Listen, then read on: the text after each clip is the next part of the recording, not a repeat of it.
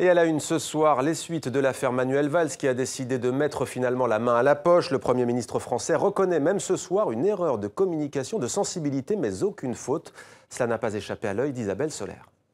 Manuel Valls sous le feu des critiques depuis son déplacement à Berlin pour la finale de la Ligue des Champions. Un voyage qu'il a fait avec ses enfants dans un avion officiel.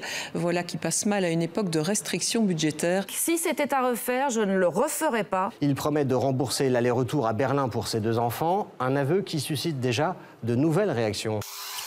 Tout le monde en parle, forcément, la République française, toujours pas exemplaire. Les personnages publics doivent à tout moment être très très attentifs et au-delà même de ce qu'ils font de bonne foi, il faut qu'ils pensent aux interprétations qui peuvent en découler. C'est pas comme c'était il y a 20 ans. Et non, fini le bon vieux temps. À l'heure de l'austérité, les Français sont très chatouilleux. Que le peuple souffre, que le peuple soit au chômage, c'est le dernier de leurs soucis. 15 000 € le voyage pour aller voir jouer le Barça avec ses enfants.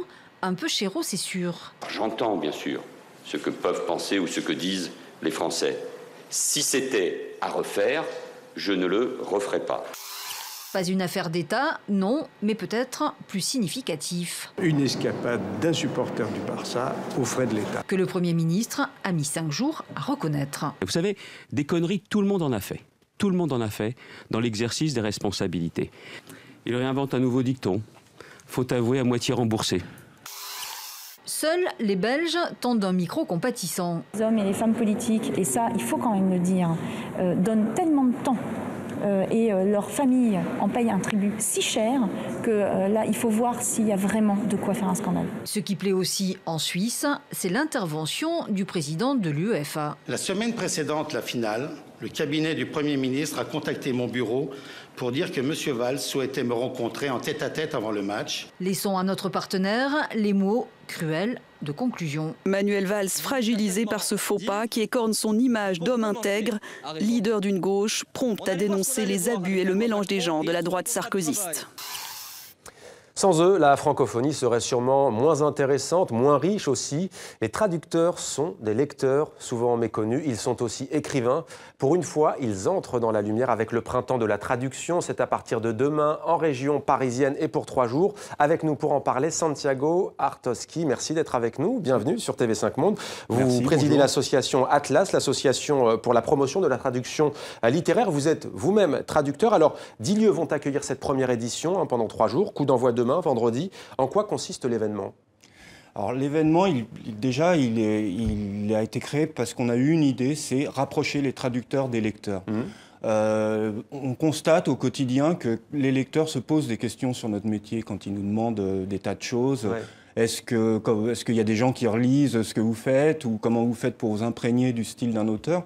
Et donc, à partir de là, nous, on a pensé que la meilleure façon de répondre à ces interrogations, c'était de prendre des traducteurs et de les mettre dans des conditions de poser des questions aux lecteurs, aux traducteurs, et de dialoguer avec eux, qu'un dialogue se crée. Alors, faire naître un échange, un dialogue entre le lecteur et le traducteur, concrètement, comment ça va se passer ? Alors, ça va se passer dans des librairies. On a sélectionné 7 librairies. On a sélectionné aussi 7 romans. Et les traducteurs de ces 7 romans vont chacun aller à un moment donné dans le week-end, ça c'est sur plusieurs jours, le vendredi, le samedi et le dimanche. Chacun va aller dans une librairie et les lecteurs pourront venir discuter avec lui du roman et lui poser des questions. Alors c'est en plus, ça s'adresse aussi bien à des gens qui ont lu le roman et qui peuvent éventuellement se demander « Ah bah tiens, tel passage, j'aimerais bien savoir comment vous avez fait ». Et qu'à des gens qui ne l'ont pas lu et qui s'intéressent de manière plus large aux problématiques de la traduction. Alors ce printemps vise donc à mettre en lumière les traducteurs qui restent en effet souvent dans l'ombre.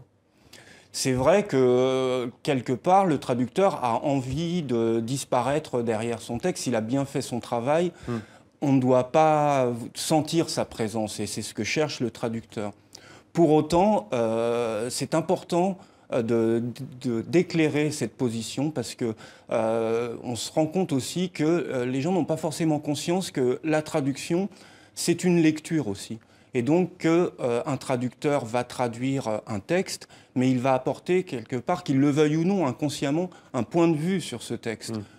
Qui va, alors, concrètement, comment ça se passe ? Ça va être par le choix de certaines tournures, des choses assez subtiles, mais qui sédimentent et, sur 400 pages, font sens. Et on le constate, quand vous prenez 2 traducteurs différents qui ont traduit le même texte, vous trouverez des différences. Ouais. À l'époque, les grands traducteurs, les grands écrivains plutôt, étaient avant des traducteurs, des écrivains connus, Baudelaire, Stendhal par exemple. La traduction existe encore ? Oui, tout à fait.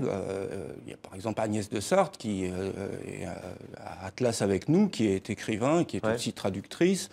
Il y a des écrivains qui font de l'autotraduction, c'est-à-dire par exemple Alexiakis en Grèce, qui lui, en plus c'est très particulier parce qu'il est grec de naissance, il a écrit en français et puis après il a traduit des choses qu'il avait lui-même écrites en français vers le grec. Vous écrivez ?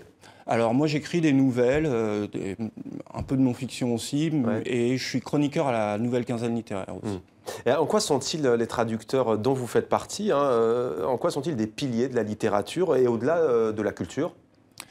Eh bien, parce que la littérature, si vous voulez, à la base, une littérature, c'est quelque chose de national.